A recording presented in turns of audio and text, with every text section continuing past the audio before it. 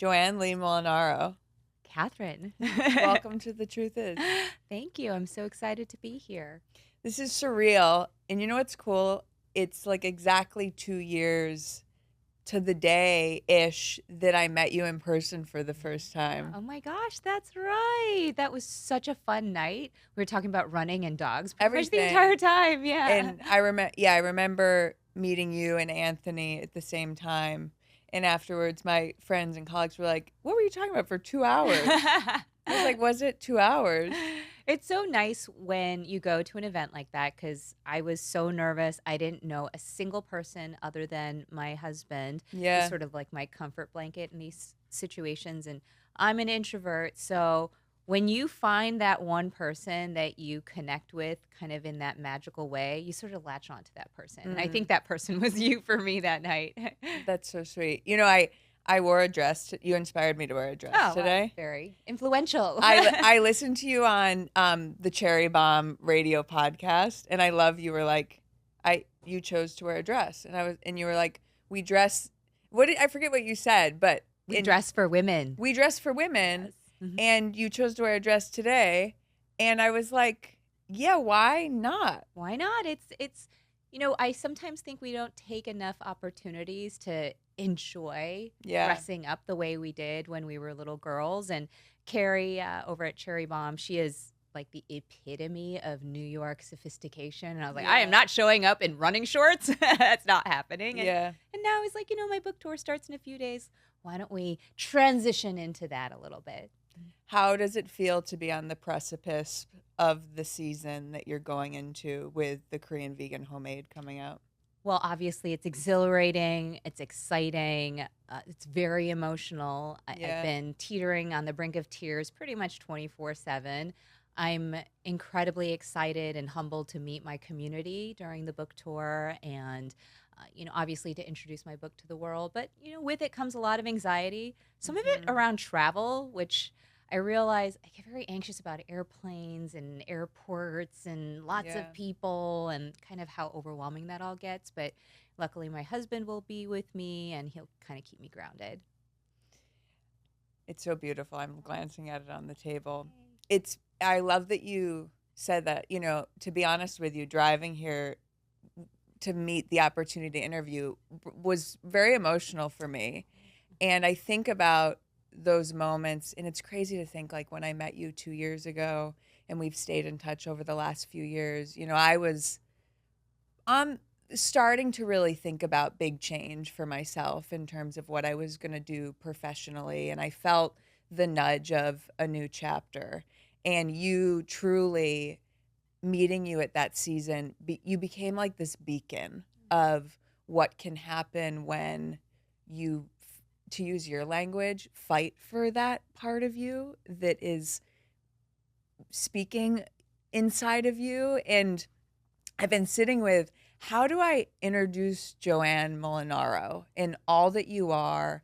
And this podcast is dedicated to exploring what it means to live truthfully. And I am such a fan in the deepest sense of the word of how you live and storytell from a very raw and truthful place.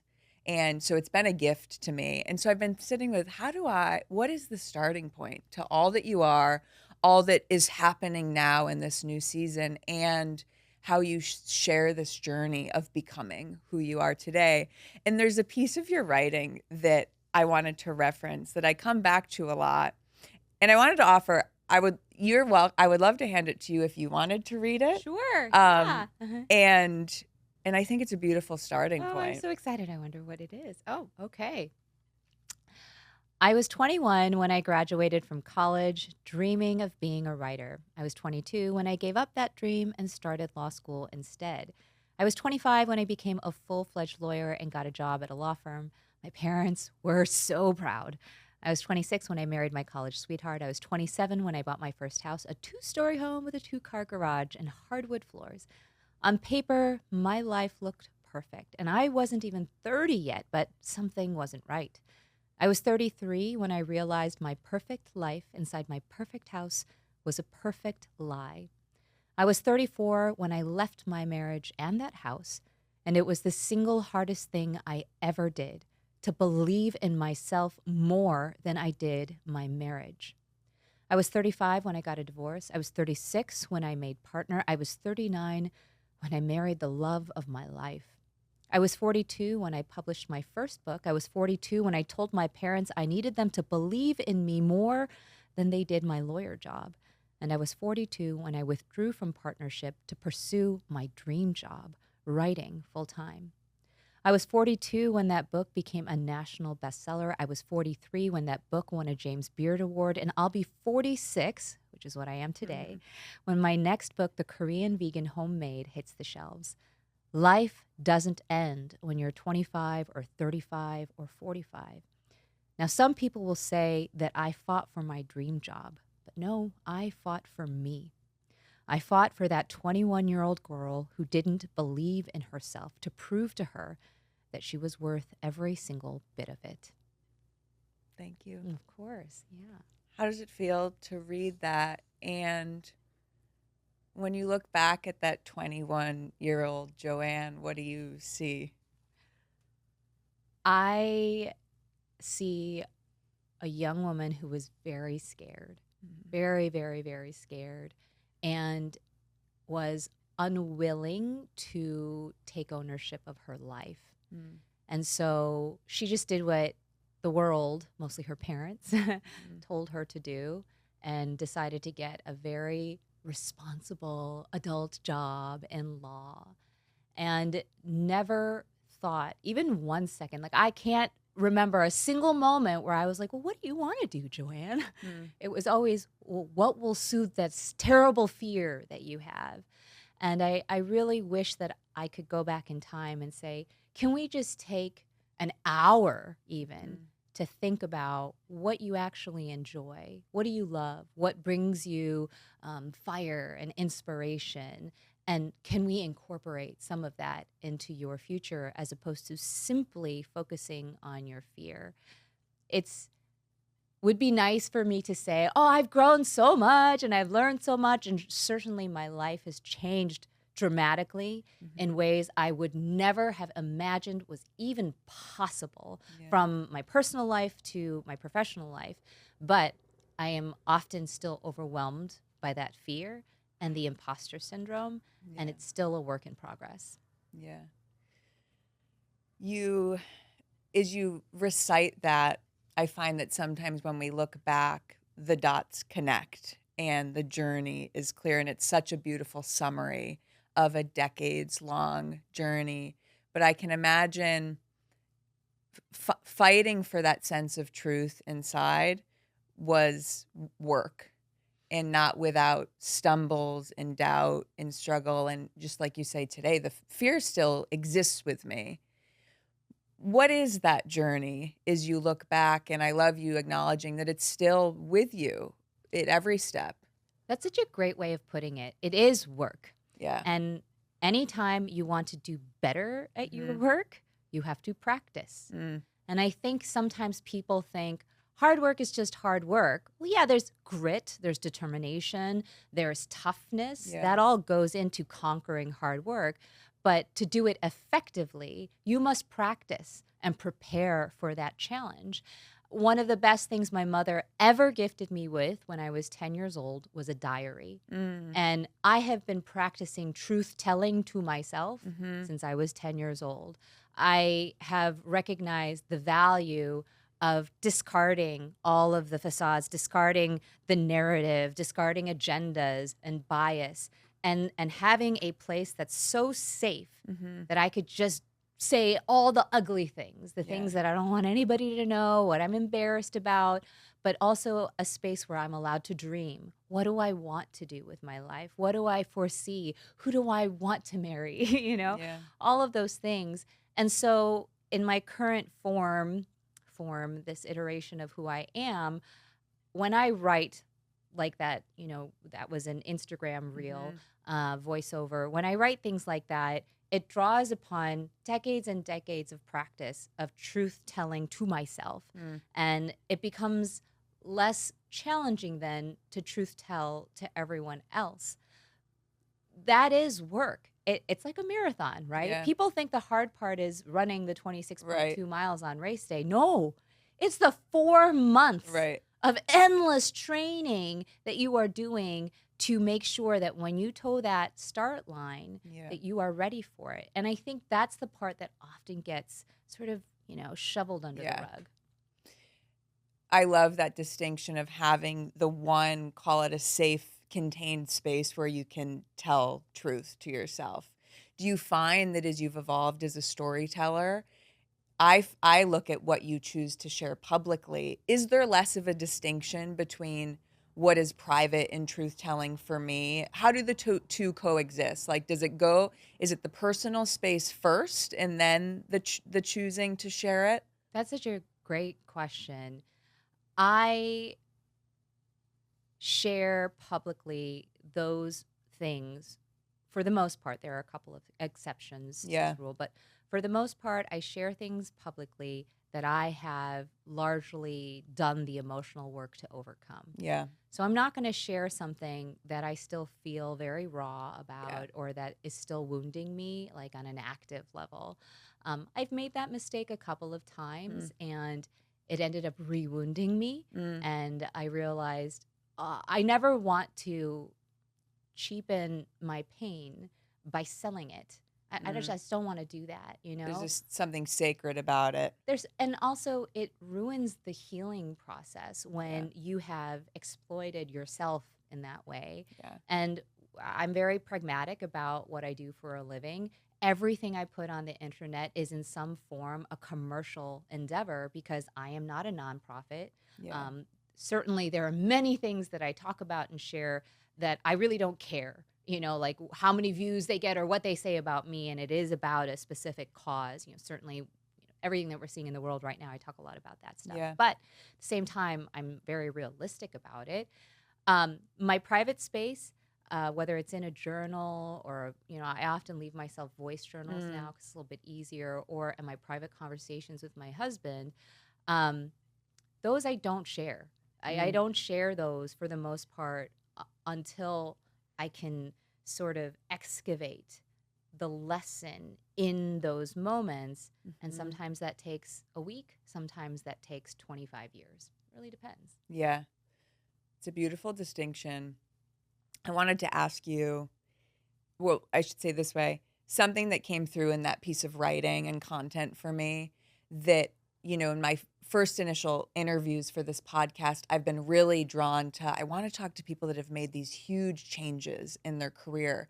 But my sense was it's not just about career.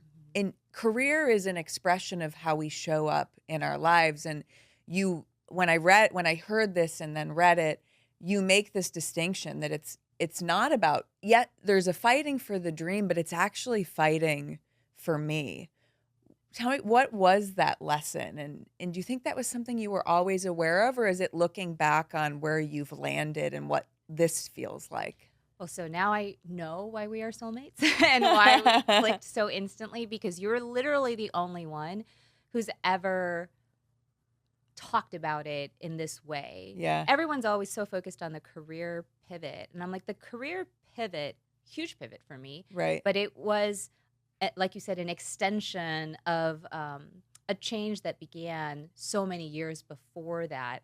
Really, it was when I realized, I talk about this a lot, I deserve to be happy, and I think that for many adults, we're told, especially right after we graduate college, and you're like, you need to get a job, you need to go, find a place to live, start paying for car insurance, health insurance, all these things. It's like, oh, okay, so you're telling me that I'm not allowed to be happy, that I basically have to subsist on, very excessive doses of anxiety and attention deficit and all of these things. So that's supposed to be my future. And it was at some point, especially in connection with my first marriage, when I realized I'm literally living at like 70%. I'm living at this weird 70%. And I, was watching these movies. I was watching Twilight at the time. And I was like, now there's a girl, Bella. She's living at 100%. Yeah. What the heck am I doing with my life? Why, I don't need a vampire boyfriend to live at 100%. Yeah. I can do something about this. And that really was the first step in a series of steps that led me out of my, first marriage, that led me out of the legal industry, or at least the law firm industry, and taught me to fight for the things that we disinherit by believing this myth that being an adult, it somehow makes you into someone who's not allowed to have joy. I feel called to say you are like a Bella for me. And do I look pale and there's vampirish? there's a ripple effect to it, which gives me goosebumps. And that I've said before, and like in pursuing this medium and this podcast, I'm like, my hunch is that when we access it for ourselves, that's our service to the world. And this feels like a beautiful moment to bring up. I was so curious to ask you about your relationship with your parents, and there's so much of your history that you commune with in your storytelling and in who you are now. And something that you've brought up in your content and in your storytelling is, for me, it's this relationship between disappointing our parents while honoring them. And I think of the story of your first tattoo and how you say you tricked your mom into illustrating what became your first tattoo. And I think it's this beautiful example of that in practice. And so I wonder what your reflection is on that idea that there is this maybe disappointment along the way, but then it opens up the door to something so much more profound. I actually have never thought of it that way. And it's something that merits certainly more observation.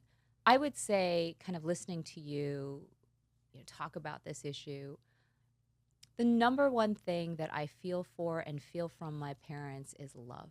And that is, you cannot overstate the power of parental love, even if it's misguided, misinformed, traumatized, as my parents certainly were, beyond traumatized by their experience during the Korean War. Even with all its imperfections, knowing how much my parents just freaking love me and want the best for me, that somehow smooths out so many of the rough edges that might get imparted by their mistakes, their follies, their regrets, right? So I think about that. And so in terms of disappointment, sure, of course, my mother was so freaking disappointed when I told her, hey, Mom, I'm going to quit the law firm. I mean, I'm going to post a video about this in a couple days, but she told me, no way, you are not doing that. I was 42 years old, and my mom was like, nope. No, you're not giving up your law firm job. You're just going to end up doing both of them. Just keep doing both of them. So she was very disappointed by that.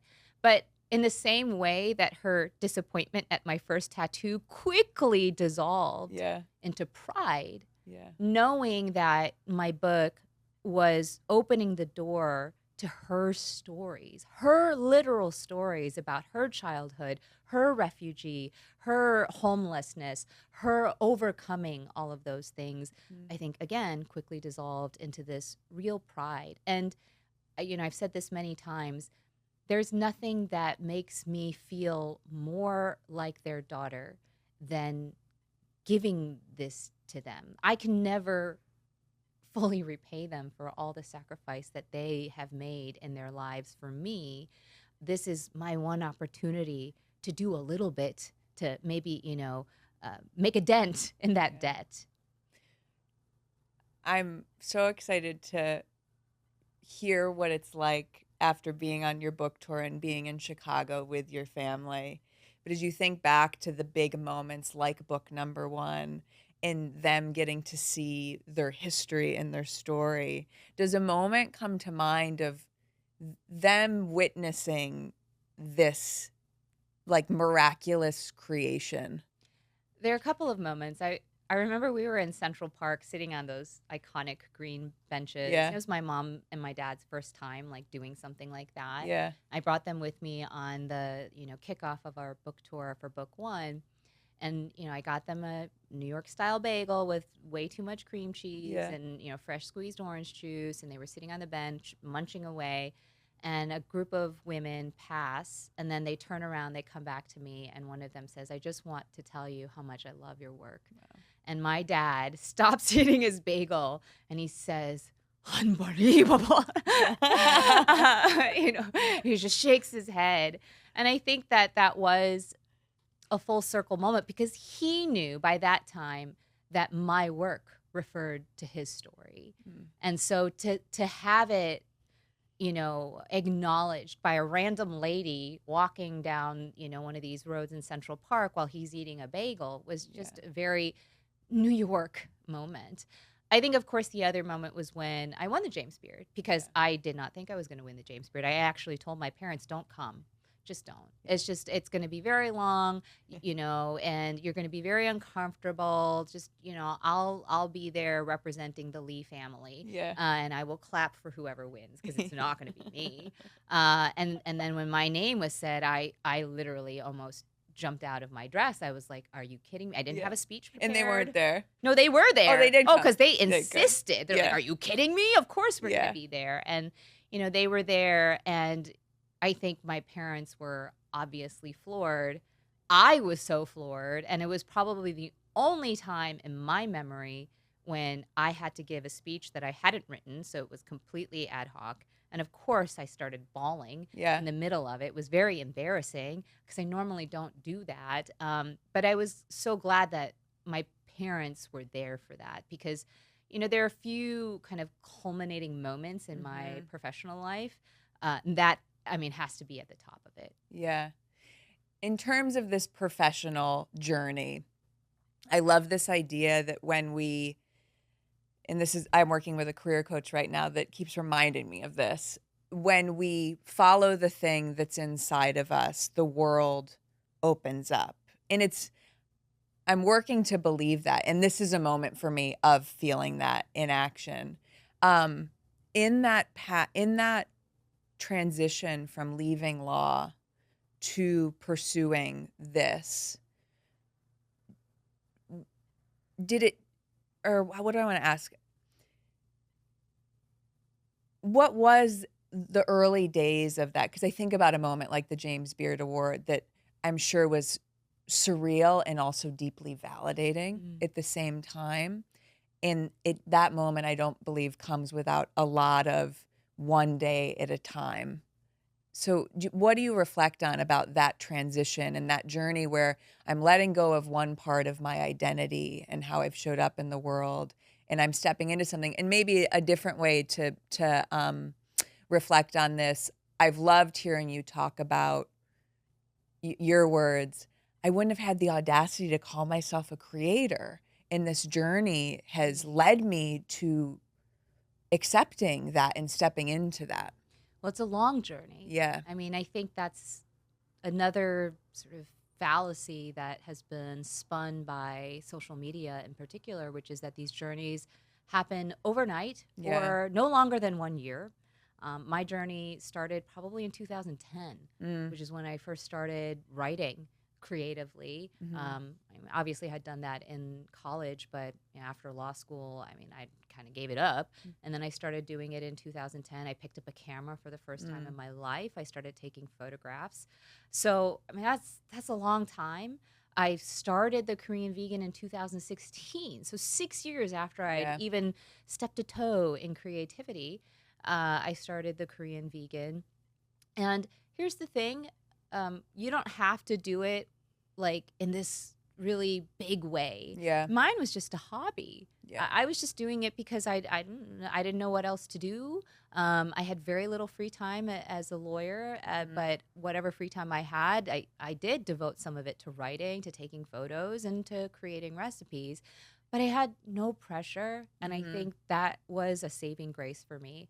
I had a full-time job, and I had no thought for even 1 second that I would give up that very lucrative full-time job that I had worked so hard for. This little thing on the side was just for fun. Yeah. But it kept growing and growing, and my joy for it kept growing and growing. And through that process, I discovered, as you say, well, maybe I'm not quite as left-brained Right. as I believed I was, as I was told I was. I was always the spreadsheet math damages girl Right. in my cases because, oh, Joanne's really good with numbers. She's really good with angles and blah, blah, blah. And I was like, well, there are parts of me that are soft too, that are not so hard-lined. And even in the fact that I'm hardlined, I can still be creative. And this little hobby allowed me to explore that. And then, of course, when I finally took the leap in 2021 and made it my profession, then I really had to believe this sort of potential that I Yeah. had as an artist. Because the stupidest thing you can do as a business owner is to not believe in Yeah. your own skills. Yeah. You really have to buy that. And so I then started leaning into it. Now, luckily, I have a community. Yeah. I have my husband, who is himself a very, very accomplished artist. Yeah. I have a group of very close friends who constantly tell me, Joanne, you are the thing that you don't think that you sometimes are. They Yeah. have so much faith in me, and they often make up for that deficit. That just took me back to, it's interesting. There's a similarity in that I went to business school instead of acting school. And I remember even in the MBA program, precious friendships of folks a couple years ahead of me with more experience. And they were like, no, you're supposed to be here. I was like, yeah, I'm not. I was like so 1 foot in. And it was those kind of reinforcements that helped me find my footing. And it's interesting now that, to what you said beautifully, like in my return to this podcast in pursuit of having worked in media the last 3 years and watching women on the outside building their own brands, and I'm making this choice to, no, I'm going to try this on. There's a real shift in energy of me being like, oh, it's just a little hobby and we'll see what happens, to I'm building a platform about what it means to live truthfully. And sometimes it can feel shaky to step into that, but you feel the difference. You absolutely Yeah. feel the difference. You need that difference. Yeah. If you want to do this as a business, which is radically different from doing it as a hobby, as yeah. I'm sure you know, you do not have the time or the resources to spend all that time in your imposter syndrome. Your imposter syndrome is there. You need to learn to compartmentalize it. Yeah. Stick it in the corner where it deserves to be. Do not listen to it. Do not abide by it. And you need to live, like you said, in your truth. Mm-hmm. And sometimes it really helps to have people who will tell you that truth when you start to feel shaky. I mean, that is so important. Now, you need to do that work. 80% of it, it's coming from here. You need to do that work. But that other 20%, absolutely rely on those people. Find those people. Yeah. And I imagine for you, the part of you that is a lawyer and an attorney, I see this thread in your story of your life of advocacy. And you shared a story probably last week in light of the inhumane and horrific ICE raids happening all over, and specifically in your city of Chicago, where your family is. And I loved, you said, I'm not a politician, I'm a storyteller, so I'm going to tell you a story. When I tell you the experience of you sharing that story, one, I think, had this power of cutting through the noise of the internet, which I'll come back to because it's something I'm fascinated by in your work. But you told this story of being 9 years old and your dad having you write a letter to his union, I believe, on a typewriter, that was a form of advocacy so that his grievance could be translated. Mm-hmm. And I look at then your work as this attorney, your work of advocating for others. And now as a storyteller, you do that in such an effective doesn't even feel like it captures the power of it. So I wonder about how you think about your position as an advocate in everything. When I was an attorney full time, I was a trial lawyer, and we did all these mock trials, we did jury trials, and we did focus groups and things like that. And it became very clear that juries get bored very easily. They have very short attention spans. Judges get very bored easily. You know, they don't want to have to read through 25 pages of something that's going to be boring. Yeah. So we are storytellers as advocates, as professional advocates, because the best way to transport someone from whatever it is that they're looking at, which is their job, is to tell a story. I remember for my law school application, the essay was, why do you want to go to law school? And I was like, well, I could write an essay that answers that question, but I'm just going to tell you the story of my first day in kindergarten and the profound effect that my grandmother had on me that day. That was the day that I realized I'm not white, and how angry I was at my grandmother. I'm like, why am I not white? And how I learned what agency means, what it means to follow in my grandmother's footsteps, what it means to be a Korean American, what it means to be othered. These are all little lessons that I learned.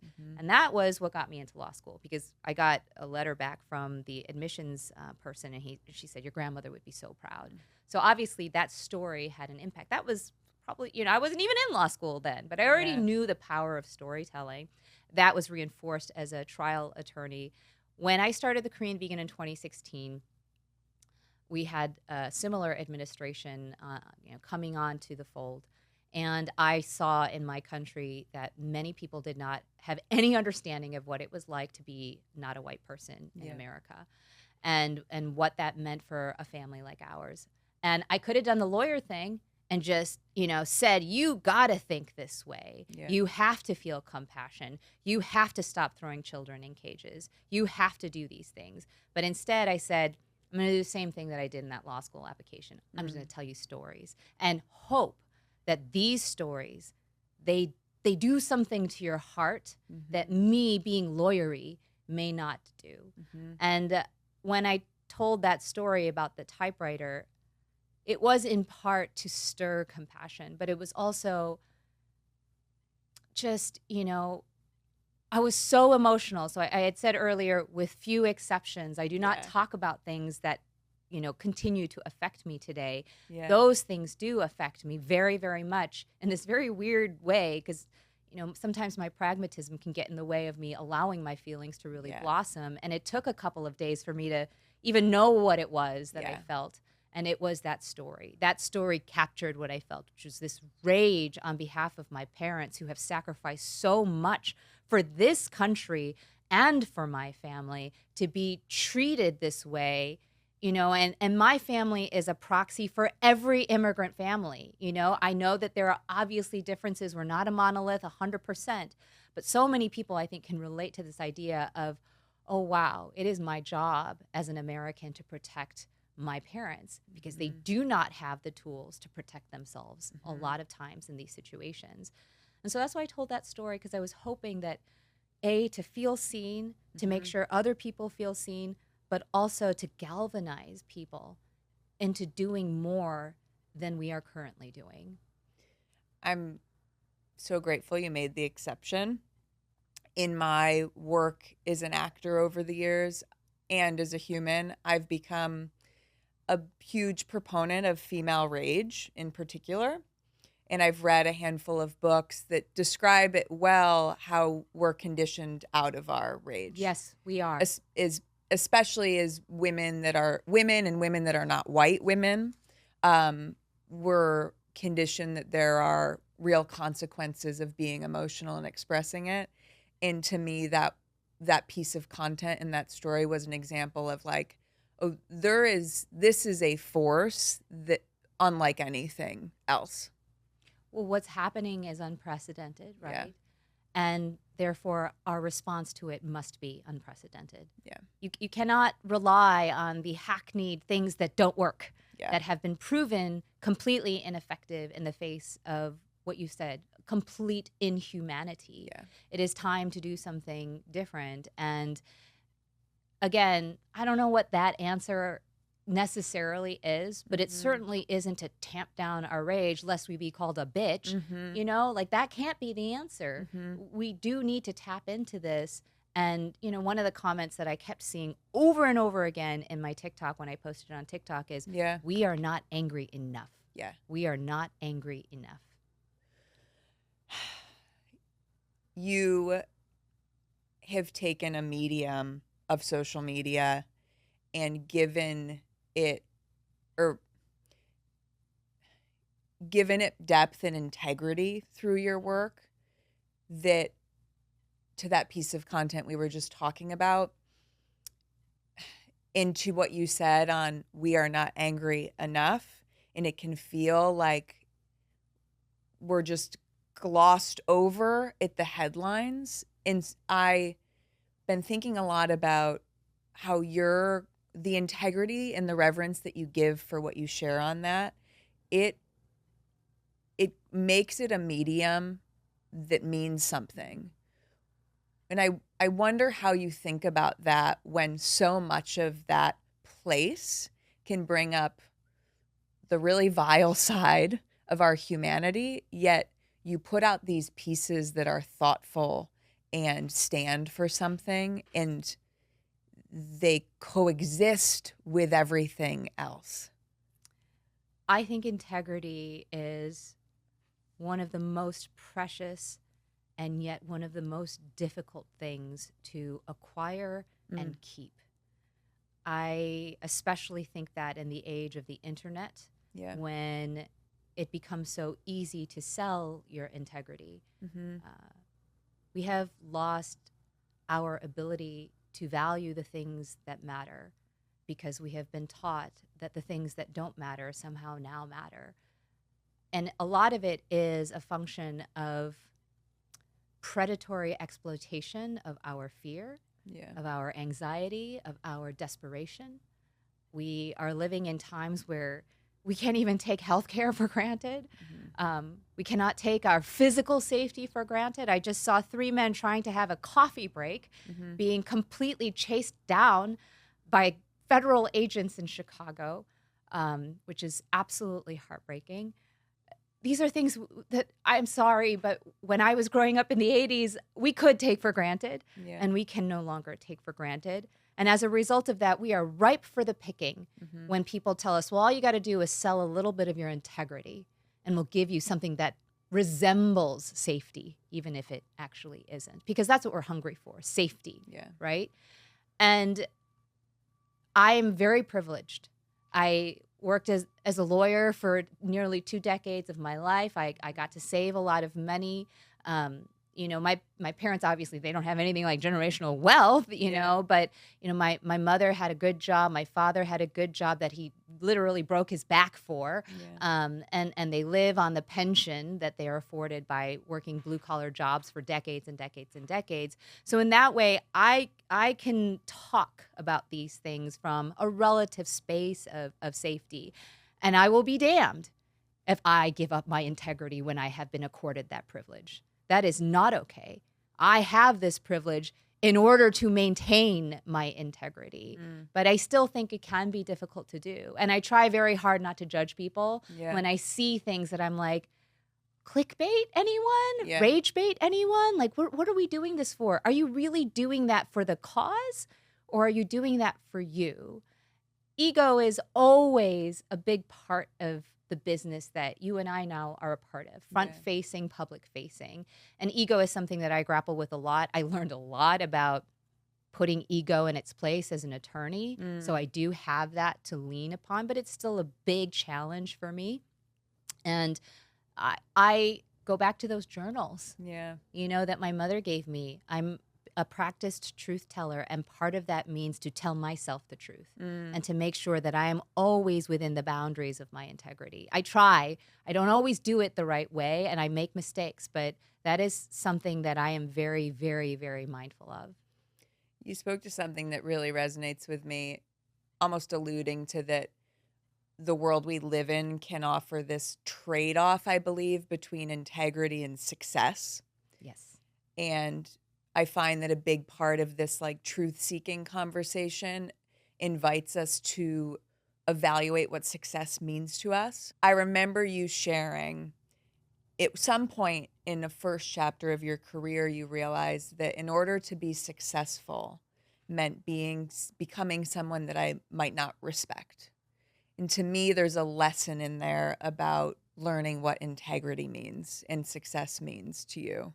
Well, that's a great example, Yeah. again, of predatory practices that essentially prey upon the susceptibilities that women, unfortunately, are required to confront when they're in the corporate world, particularly in the generation that preceded mine and Yeah. a little bit in my generation, which is, yeah, we were literally told we need to be like men in order to succeed. Yeah. And we were given this model, the so-called path to success that didn't allow women to be women, didn't allow women to be nice, didn't allow women to be friendly, Intuitive. none of those things. We had to be a man. I was literally told at some point, you need to growl like a bear. Yeah. You're not masculine enough as a trial lawyer. And so I think that, unfortunately, I had very few role models in my life as an attorney.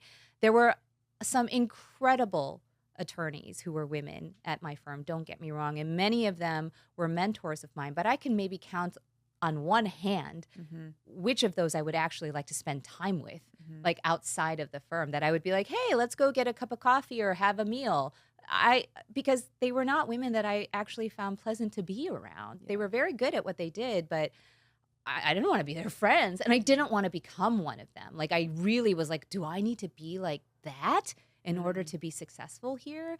And if I don't, then what does that mean for my future here? Yeah, that's real. And for me, that process has been accepting that truth and also giving grace and keeping it moving for myself. That's perfectly put, Kathryn. Yeah. I mean, because those are the things that you really need to do. You need to work through it. It's like, yes, I need to figure it out for me, but I'm not going to judge the women who are here, because like, I don't know who I would have turned into had I been through that same crucible. Yeah. And I feel this rumbling of a new wave of questioning what the model is. And you're a good example of that. And as I've put these conversations out, the world is reflecting back through folks that have reached out to me. Hey, I'm in that too. And so I believe in just the power of having these types of conversations. Yes. Yeah, and creating a space for them. Yeah. I want to take a moment to celebrate this other aspect of you that I see. You have this propensity to take the haters in the comment section, and I think like alchemize that for yourself. I'm not a very public person. This is new for me. But I had this experience last year, and I think it was a man that I previously taught yoga to. I acquired some sort of cyberbully situation where I was like waking up to texts that were like, how are your cottage cheese thighs? Like, and it went on for like 6 months. And that's horrible. It was horrible for sure. And I was left with, oh my gosh, this is like a small dose of what happens to so many people. And I couldn't help but look at examples of you taking awful rhetoric like that shows up, and how do you deal with that and like confronting it head on and actually like flipping it on its head a little bit? Well, first of all, if some man messaged me, how are your cottage cheese thighs? I would be like, oh my God, did I just win the lottery? I'm going to be honest with you. There was something about it that I found really amusing. Yeah. And that was, and I would most often laugh at it and then like make sure my doors were locked. Yeah. And, but I found it kind of amusing above all else. It is. Look, everyone has their pain point. Yeah. And for me, pejorative comments about my appearance, that does not pain me. Yeah. I find those hilarious, and I find them excellent fodder for content. I'm like, oh, I'm going to make you famous now. Thank you so much. We're both going to get famous off of these amazing messages that you sent to me. Yeah. So I invite those. Unfortunately, I very rarely get comments directed at my appearance. They are much more directed at my intellect, my politics, my race, certainly, which I guess is partly my appearance.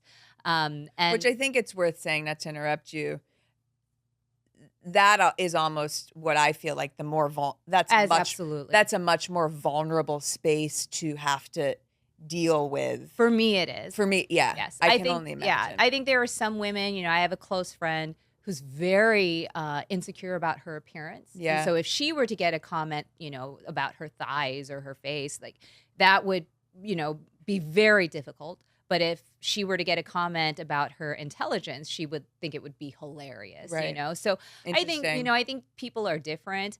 That is certainly my pain point. And I would say, again, everything is intentional for me. Everything is purposeful. I get thousands of nasty comments a day. Yeah.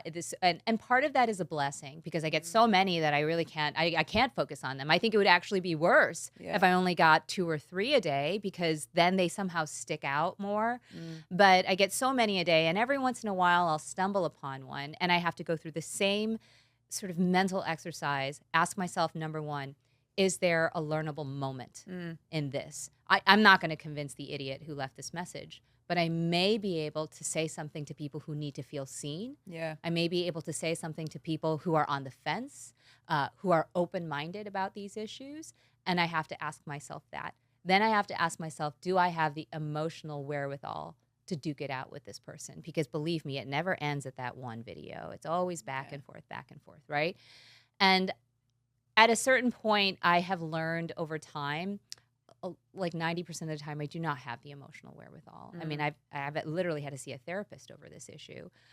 It takes an absolute toll on me. I think, people see these videos and say, oh, Joanne's a trial lawyer. She's, so smart and she takes them down and it's so enjoyable for us to watch. It actually reminds me of this Korean drama I literally just watched this morning. And it was about this woman who was being abused, physically abused by her husband. And she started taking this medication that would put her into a fugue state. And in these fugue states, she called herself Wonder Woman because it allowed her to completely discard her inhibitions and fight back her abuser.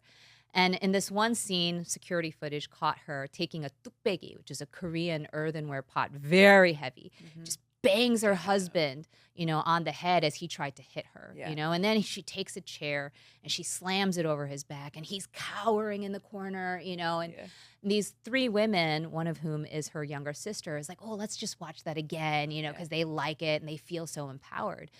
But halfway through the video, they start weeping, all of these girls.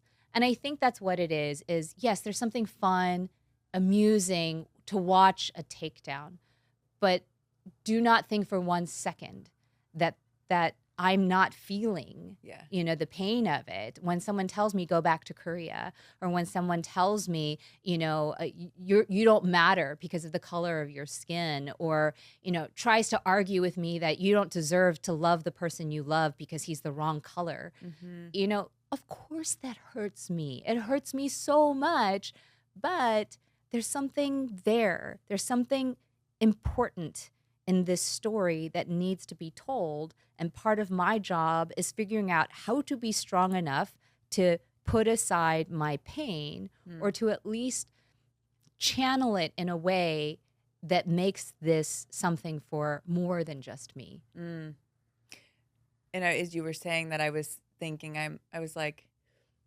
when you do that,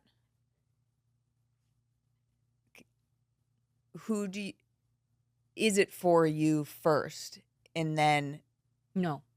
who do you envision that it's for? So I just had to deal with this morning. Yeah.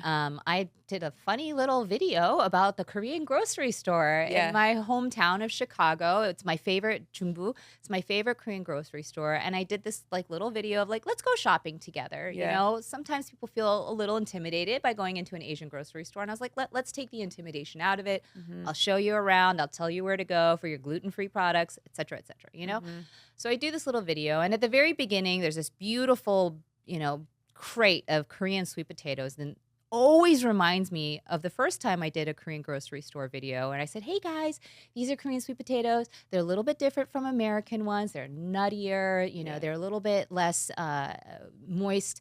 You should give them a try sometime. And somebody wrote in the comments, you're so un-American and unpatriotic over the sweet potato. And I just think that's so hilarious. So I have a little comment about, oh, well, now I'm saying that in order to fight fascism, you must eat Korean sweet potatoes. It's an obvious joke. Yeah. And somebody commented, I'm so sick of you people coming into our town and politicizing everything with your goofy content, blah, blah, blah, blah. Fascism. There's no fascism here. And I was like, okay, there's so many things wrong with this. Yeah. And I could just ignore it. Yeah. But this is a small business. Yeah. You know, it's a Korean-owned small business. There are already hundreds of comments by Chicagoans. The city is absolutely going through something right now, and I will not allow that sort of nonsense to besmirch my content, the beautiful community that showed up for this small business, and I will certainly not allow Chungbu to feel any of it. So I was like, okay, I don't really want to deal with this, but I wrote up a very fact-based response, which is, here are all the 70 things that you've gotten wrong. And then I screenshot it and I put it in my stories. Yeah. Because I was like, if you're going to publicly say these things, then you better take ownership of your publicity. And I'm going to put it in my feed where thousands of people will now see it, And I think that is an example of where I'm like, I don't want to do this. I don't want to invite this back and forth with this stupid lady, which is very disappointing by her comment. But at the same time, I have an obligation to my community, to Chicago, to this small business who I collabed this video with. Yeah. So they're seeing this comment too. And I take that responsibility seriously. Really well said. And I feel like it connects so much to integrity. And it occurs to me, we exist in our corner of the world and we have an obligation to our corner of the world. Oh, yeah, because they're there for you. Yeah. I mean, there's an exchange happening here. I would not be here without my community. Yeah. I would not be here without Chicago. I would not be here without the Chicago community. I mean, there's so many things that I owe them. That Chungbu market, and particularly, I got all my ingredients for my cookbook from them, So, like, I owe them too. And you're so right. Like, you do have an obligation to them. Now, the scope of that, okay, sure, we can talk about that. But do not think for 1 second that I would be here without them. Yeah. Beautifully said, and beautiful jumping off point to talk about this beautiful new cookbook. Oh, yeah. I want to. Oh, sure. Or you can hold it. Here we go. Tell us about it. And I know pudejjigae, Mm-hmm. the beautiful dish on the cover, Yes, feels like a gorgeous example of the thought and the history that you put into this. one of the things that I am most insecure about, Yeah. talking about insecurities and comments that trigger me, is the sort of implied indictment that I am not Korean because I went vegan. A lot of people hold this opinion. And you know how they say that women have to work 100% harder than men to prove that they're just as good, right? Yeah. It's like we have to work twice as hard to get the same treatment, right? And it's sort of the same way. I feel like I have to actually work harder as a vegan to prove my Koreanness than those who might not be. And as a result of that, I did a lot of research, a lot of work, understanding the history. I literally read books about the Korean War and Korean history to understand the geopolitics behind some of the cuisine that, we sort of take for granted. And certainly pudejjigae was one of that. Now, of course, there's also a personal storytelling element to that. My mother hates pudejjigae. My father loves pudejjigae, right? And I once asked my mom, why don't you like pudejjigae? She said, oh, that garbage stew. You know that stew is made out of garbage. What are you talking about? No, they literally took it from the garbage.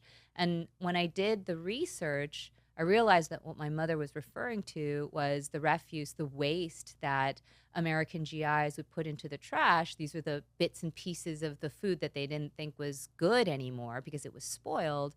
During this time, right after the Korean War, Korea was in destitution and starvation. They didn't have food. So these throwaways from Americans was like rich food to them. It was meat and protein and these things that, they were dying because they didn't have enough of. And so that's how pudejjigae came to be. It's called army stew, but, some people, like my mom, call it garbage stew. And it's to me, a testament to Korean resilience. Yeah. You know, we went through this time when 2 million Korean people were killed, and yet, you know, we're a nation that continues to thrive and to take the reins of its legacy in this sort of beautiful, powerful way. We're seeing that now in particular. And they're a very young democracy. Mm-hmm. And it's very interesting to watch it all unfold. In that being on the cover of your new book, to me, it speaks to your piece in the continued history of your family, of your culture, and it's a beautiful reclaiming and celebrating of it. That's what I always tell people. Part of agency and part of storytelling is about taking back, Yeah. you know, what they tried Tried to to take from from us. us. Exactly. When they told me my food was smelly, when they told me not to bring it to work, when they told me not to bring it to school, when they told me keep it at home, Mm-hmm. they told me implicitly, your story doesn't matter. I don't want to hear your story. Your story deserves to be erased or whitewashed, one of Yeah. the two. That was what I was being told for the first half of my life. In the second half of my life, I said, I'm not going to listen to that anymore. I am taking back what you tried to steal from me, and I am going to tell this story in as truthful a way as I possibly can.